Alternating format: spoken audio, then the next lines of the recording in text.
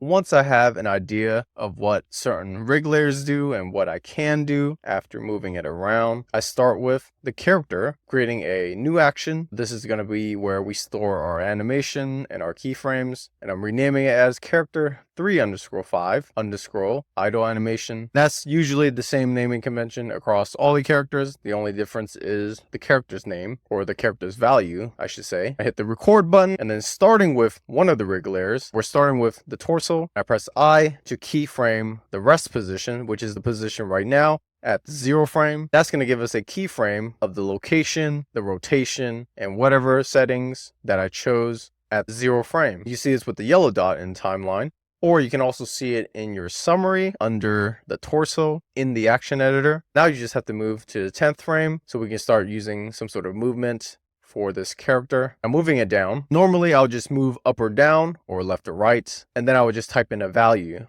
That value would be something simple like -0.05. Since I was moving down already, that's going to be -0.05, and that's going to be applied at the 10th frame. At the 20th frame, I'm obviously going to be either moving it up or down, and I chose to move it up. It's going to be a positive value. It's probably going to be a 0.05 so that we move it back to the original position. That's how I definitely do things with my animations. It's very simple. I try to do it as a pattern, and then you can just scroll through the timeline to see your movements for your characters. If you like the movement of the up and down of the value of 0.05, then you can just highlight those two keyframe animations, press Shift D, and it will duplicate those keyframes. Now you have duplicates of that movement of moving down 0.05 and moving up a 0.05. You can just move it to the 30th and 40th frame, and then do it again for the 50th and the 60th frame. You pretty much just created an animation for the torso portion of character 3.5, Raz the White Rabbit. I keep repeating that because I want to ingrain that into my mind.